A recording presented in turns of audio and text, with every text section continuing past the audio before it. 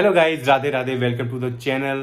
तो आज का वीडियो होने वाला है बहुत स्पेशल, क्योंकि ये कोई व्लॉग वीडियो नहीं है। This is kind of an interview video. तो बेसिकली हम जहाँ पर रुके हुए हैं छोटा उदयपुर में अपने दीदी जीजू के यहाँ, उनके घर के पास में ही छोटा उदयपुर का राजमहल है और उस राजमहल में रहते हैं छोटा उदयपुर के राजा जी। तो जी हाँ, तो उन्हीं राजा जी से मिलने आज हम जाने वाले हैं। तो काफ़ी मुश्किल होता है ऐसे राजा वगैरह से मिलने, बट समहाउ जीजू ने अरेंज किया और हमें उन राजा जी से एक इंटरव्यू लेने का मौका मिल पाया। तो हमने वहाँ पर प्रेमाइस के अंदर जाने की परमिशन ऑलरेडी ले ली है। तो हम जाएंगे राजा जी के महल में, उनसे काफ़ी सारी बातें करेंगे। तो बेसिकली हम जानने की कोशिश करेंगे वो छोटा उदयपुर के कल्चरल हेरिटेज के बारे में, क्योंकि जैसा कि मुझे पता चला है कि यहाँ की कल्चरल हिस्ट्री काफ़ी रिच है और बहुत कम लोग जानते हैं इस चीज़ को। तो इस वीडियो का मकसद यही है कि किस तरीके से हम यहाँ की कल्चरल हेरिटेज को लोगों तक पहुँचा सकें। तो चलिए बने रहिए वीडियो में लास्ट तक। चलते हैं राजा जी के महल में और आपसे मिलवाते हैं। तो गाइज, हम लोग राजा जी के महल के प्रेमाइस में ऑलरेडी पहुंच चुके हैं। एंट्री की परमिशन हमें ऑलरेडी मिल गई थी, तो हम सीधे जाते हैं अब महल के अंदर और शुरू करते हैं अपना इंटरव्यू। तो हम पहुंच चुके हैं छोटा उदयपुर के महल में और हमारे सामने बैठे हुए हैं छोटा उदयपुर के राजा। तो नमस्ते सर, और बहुत बहुत धन्यवाद आपका समय निकाल के हमसे मिलने के लिए। तो आप हमें उदयपुर के छोटा उदयपुर के बारे में कुछ बताइए, जो लोगों तक जानकारी पहुंचे कि छोटा उदयपुर क्या है, क्योंकि छोटा शहर है, बहुत कम लोग जानते हैं छोटा उदयपुर के बारे में। मैं महाराजा जयप्रताप सिंह जी, छोटा उदयपुर। छोटा उदयपुर स्टेट एक रजवाड़ा स्टेट है, प्रिंसली स्टेट, जो मर्ज हुआ था with government of India in 1947 48। ये स्टेट छोटा उदयपुर एक्चुअली है एक आदिवासी एरिया है, पूरा ट्राइबल एरिया जिसे कहते हैं। इसमें हमारे जो पूर्वज थे वो पहले actually we are the descendant of Prithviraj Chauhan, direct descendant. और हमारे जो पूर्वज थे वो जब राजस्थान में वॉर हुआ था तब उस टाइम ये यहाँ पावागढ़ है, यहाँ छोटा उदयपुर के पास, जो अभी महाकाली का टेम्पल है, एक देवस्थान है, तो वहाँ आके बसे थे ये। और पताई रावल उनका नाम था। अब ये पताई रावल उस टाइम जब पूरा उन्होंने वहाँ पहाड़ पे पूरा इन्होंने अपना किंगडम बनाया था, जहाँ माता जी का भी वास था। अब उस समय ऐसा हुआ था कि मोहम्मद बेगड़ा ने उसको इन्वेड किया पावागढ़ को, और वो 6 से 7 बार आया और 7 टाइम ही सक्सीडेड। और उस टाइम जब वॉर हुआ तो पताई रावल राजा के जितने भी सोल्जर्स थे सब धीरे धीरे करके खत्म हो रही थी सेना। और जो पताई रावल थे वो भी जानते थे कि भाई अब लास्ट तक तो मुझे लड़ना ही है। तो उस टाइम उनके जो रानी थे उनके पेट में गर्भ था और शी वॉज यानी प्रेग्नेंट। तो उस टाइम वो राजा पताई रावल ने यूं बताया कि भाई रानी जी आप निकल जाइए, और उनके साथ उनके सेनापति 2 भेज दिए थे कि अब ये रियासत का पतन होने वाला है, क्योंकि मोहम्मद बेगड़ा काफ़ी स्ट्रांग पड़ रहा है। तो उनकी वहाँ से गुफा थी, एक गुफा में से उन्होंने पावागढ़ से निकले और रवाना कर दिया। जो वो रानी आके ने या मोहन करके एक जगह है कवाट पानवड़ के बीच में, वहाँ वो गुफा निकली। तो वहाँ वो आने के बाद वो वहाँ ढूंढ रहे थे कि भाई अब कौन मेरे को आश्रय दे, क्या है क्या नहीं। तो एक भील राजा था वहाँ। वो भील राजा, आदिवासी राजा ने जब देखा कि ये कोई अच्छे घर की औरत है और बेचारी भटक रही है, तो उसने उसको बहन करके बुलाया और खाना वाना खिला के आश्रय दिया और सारी हिस्ट्री पूछी, स्टोरी पूछी कि भाई आप कहाँ से हो, क्या है, कैसे आना हुआ इस एरिया में। तो उन्होंने बताया कि भाई पावागढ़ करके एक रियासत हमारी थी वो ख़त्म हो गई है और हम लोग यहाँ आए। तो उन्होंने वो भील राजा, आदिवासी राजा ने उनको बहन बनाया। बहन बनाने के बाद उनको आश्रय दिया, और उसके बाद जब रानी के गर्भ में 2 बच्चे थे तो 2 बच्चों का जन्म हुआ, ट्विंस हुए।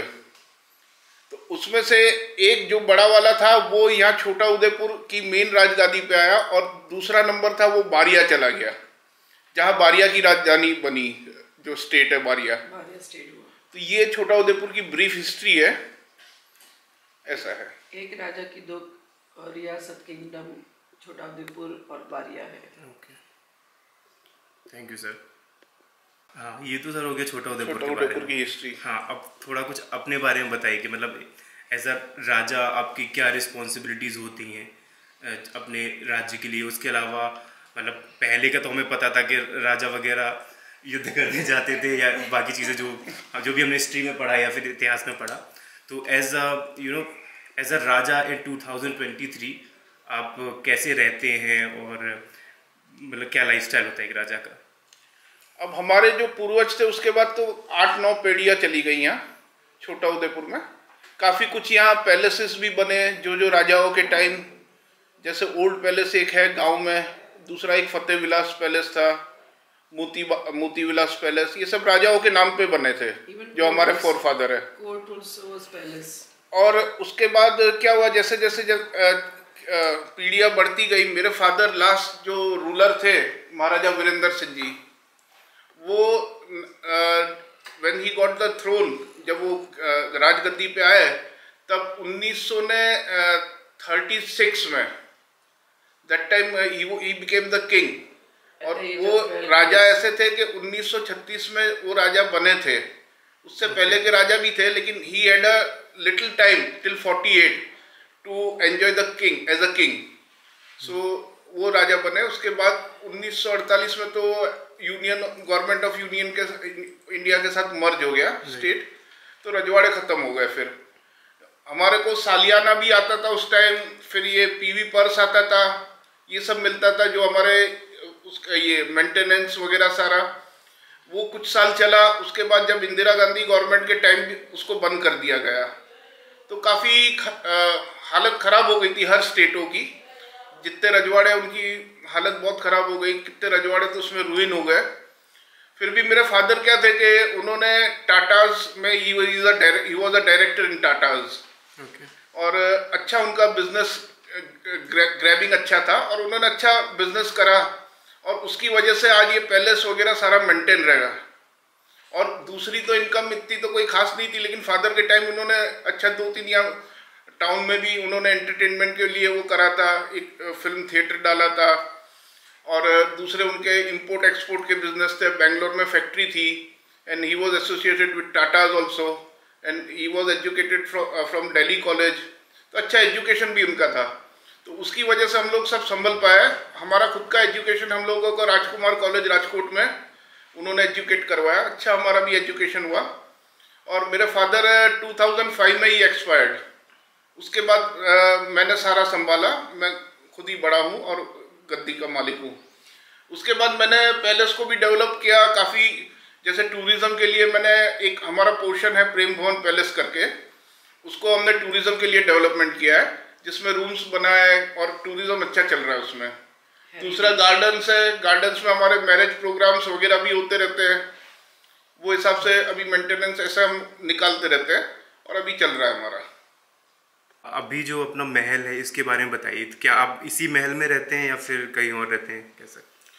अभी ये महल का नाम है कुसुम विलास पैलेस, जो 1936 में मेरे grandfather Natwar Singh ji, late his highness Natwar Singh ji ने बनाया था। उनकी वाइफ के नाम पे रखा है कुसुम कुंवर बाग में। तो ये पैलेस अभी लास्ट पैलेस जो बना वो है, और अभी मेंटेन अच्छा किया हुआ है। अभी रिसेंटली मैंने इसको रिस्टोर करके पूरा कलर से लेके सारा करवाया है, काफ़ी खर्चा बैठ गया है। लेकिन अब ये पैलेस की कंडीशन इतनी अच्छी है कि एक भी दीवारों में कोई क्रैक नहीं है, कुछ भी नहीं है। और ये पैलेस में आपके बड़े ड्राइंग रूम है, बड़ा हॉल है, डाइनिंग रूम काफ़ी बड़ा है, दूसरे बिलियर्ड रूम से, यानी एक राजा को सारा उस टाइम की फैसिलिटी देखते हुए कि भाई क्या क्या राजा एंजॉय कर सकता था, गेम्स वगैरह, तो वो सारी फैसिलिटी के साथ पूरा बनाया हुआ है। ऊपर फर्स्ट फ्लोर पे देखे तो लेडीज़ों के लिए है, पूरा हॉल है उनका, डाइनिंग उनका अलग है, उनका रहने का अलग है। ऊपर उसके ऊपर जाए तो फिर गेस्टों के लिए रहने के लिए है। ऐसा सारा ये पैलेस का आर्किटेक्चरल व्यू है।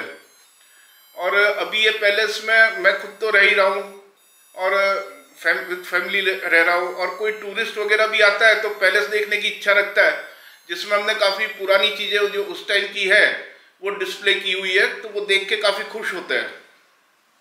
और ये पैलेस के अंदर पैंथर्स की सबसे हाईएस्ट ट्रॉफीज है, जो उस टाइम के शिकार किए गए थे। One of the highest trophies the palace is having वो here of the panthers. Tigers की है, बेयर्स की है, काफ़ी ऐसा देखने जैसा है इसमें। थैंक यू सर हमसे मिलने के लिए और अपना कीमती वक्त निकाल के हमें ये जानकारी देने के लिए। तो हम भी कोशिश करेंगे कि जो छोटा उदयपुर की जो भी रिच हिस्ट्री है जो आपने हमें बताई, वो जो भी हमारे व्यूअर्स हैं उनके जरिए ज़्यादा से ज़्यादा लोगों तक पहुँच जाए और लोगों को भी पता चले कि छोटा उदयपुर जैसी एक पुराना राज्य है एक जिसकी इतनी रिच हिस्ट्री है। और हमें मौका मिलेगा तो हम भी महल को घूमेंगे जैसा कि आपने बताया और विज़िट करेंगे। तो ये रानी माँ हैं और इनको भी हम बहुत बहुत थैंक यू बोलते हैं मिलने के लिए। आप कुछ बोलना चाहेंगे हमारे व्यूअर्स? बस बोलना में तो बोल दिया, साहब ने ज़्यादा बोल दिया। अच्छा, और कुछ बोलने का रहा ही नहीं है। ओके ओके, तो थैंक यू अपना कीमती वक्त देने के लिए। Thank you. तो गाइज आई होप कि आपको ये इंटरव्यू अच्छा लगा होगा, काफ़ी इन्फॉर्मेटिव था, आपको बहुत सारी जानकारी प्राप्त हुई होगी। तो आपको मैं एक बात बता दूं कि हमें राजा जी और रानी साहब से मिलकर बहुत अच्छा लगा। दोनों ही बहुत ही डाउन टू अर्थ थे, काफ़ी पोलाइट थे और उन्होंने काफ़ी अच्छे से सारी डिटेल्स बताई और उन्होंने बताया कि हम जो महल है उसको भी विजिट कर सकते हैं। आज तो नहीं क्योंकि लेट हो गया था और उन्होंने बोला कि दिन के टाइम पे करेंगे तो ज़्यादा अच्छा लगेगा। तो हम मे बी कल सुबह हम जाएंगे राजमहल विजिट करने और राजमहल विजिट करके हम आपको पूरा एक प्रॉपर व्लॉग बना के दिखाएंगे। सारी चीज़ें वहाँ की जो भी हेरिटेज है और जो भी वहाँ पे हिस्टोरिकल चीज़ें हैं सारी चीज़ें हम आपको दिखाएंगे। और आप बस इस चैनल को सब्सक्राइब करिए और बने रहिए हमारे साथ। मिलते हैं आपसे नेक्स्ट वीडियो में। बाय।